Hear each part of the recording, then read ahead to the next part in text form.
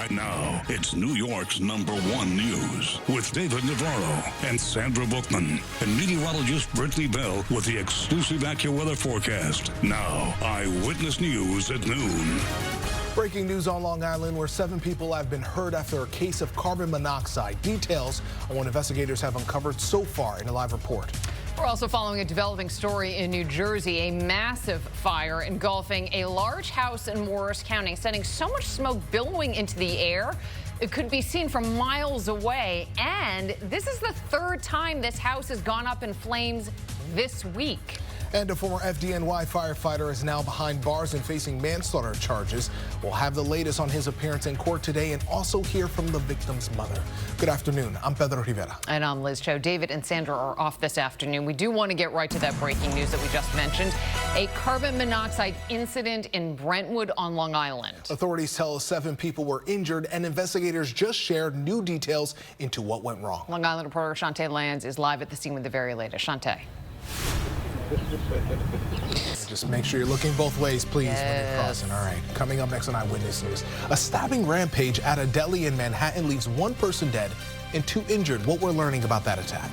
Plus, the pivotal court appearance today for the Menendez brothers that could lead to their eventual freedom. And celebrating Earth Day, we're taking you to a festival in Union Square that showcases some of the green initiatives throughout our area. Well, a planet-wide party is revving up right now with Earth Day just days away. Celebrations are already kicking off here in our area. Yeah, we're talking about the Free Earth Day Festival. It's over in Union Square and has all kinds of entertainment and activities for the kids and adults alike. Yeah, that's where we find Kimberly Richardson. She joins us live with much more on everything that is going on there today. Kim. And coming up on Eyewitness News at noon, New Jersey's Attorney General files a lawsuit against a popular messaging platform claiming it's exposing kids to sexual and violent content. Plus, they're back. Cicadas are on the verge of returning to our area. How many we can expect to see this season? Meanwhile, it is a beautiful afternoon out there. Danny Backstrom returns with your AccuWeather forecast.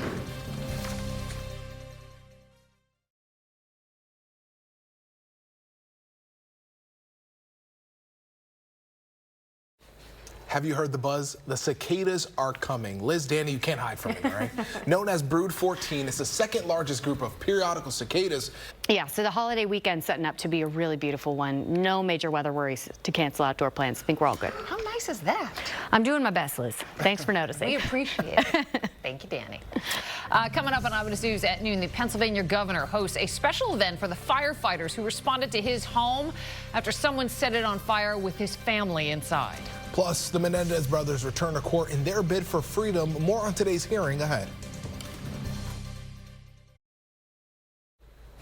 Well, Pennsylvania Governor Josh Shapiro and his family are saying thank you to the firefighters who responded to the arson attack at their home over the weekend. Can't wait. All right, coming up next on Eyewitness News at noon, 1 person is dead and 2 others hurt in a stabbing at a deli in Manhattan. New surveillance video shows the chaos.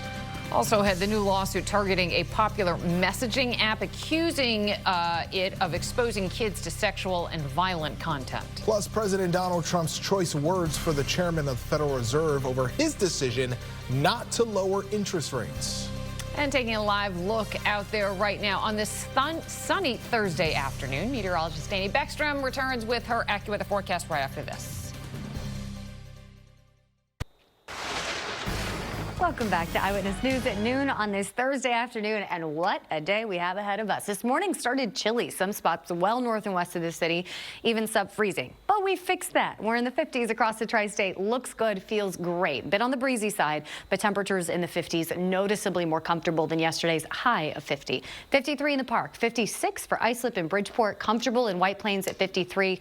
Again, the breeze is noticeable, but not nearly as much of a nuisance as the wind that we felt for the past 2 days. The wind will calm eventually heading into this evening, but for the rest of this afternoon into late afternoon, do expect that breezy wind to stick around a little bit, and that does elevate our fire danger.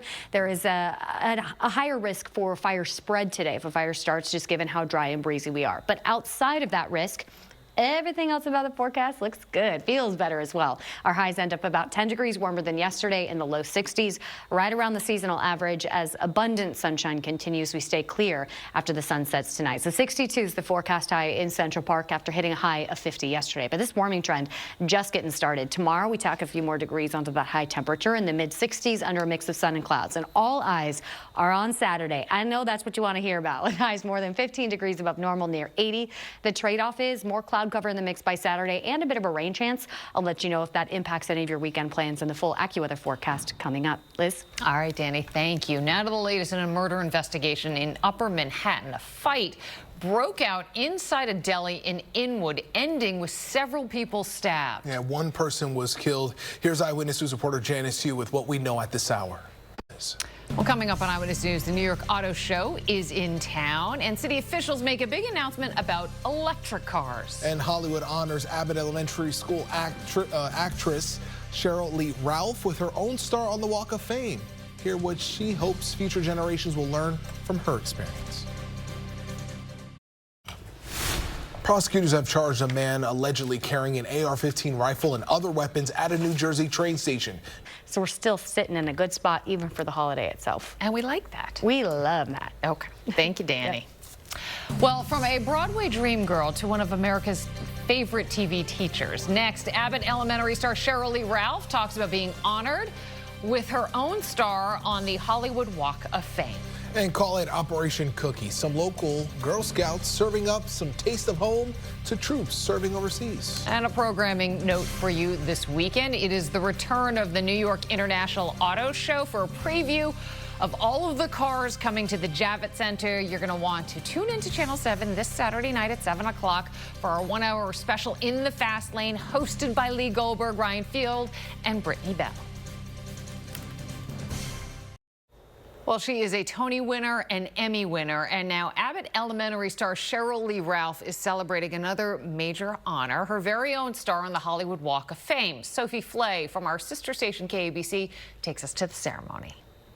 Coming up next, more from that breaking news at FSU in Florida. An active shooter confirmed at Florida State University. You're taking a live look at campus right now. We're going to come back with the very latest.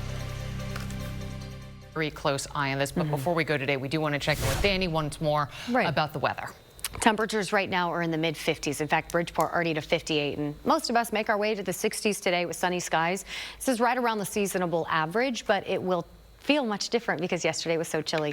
We continue to see the milder conditions tomorrow. We're up to 80 with more cloud cover Saturday and then cool down just a little bit for Easter Sunday. Okay. All right. Thank you, Danny. All right. That'll do it for this edition of Eyewitness News at noon. I'm Pedro Rivera. And I'm Liz Cho. For the entire Eyewitness News team, thanks so much for watching. Be sure to be back this afternoon for Eyewitness News first at 4. And again, we are waiting for an ABC News special report on that shooting at FSU.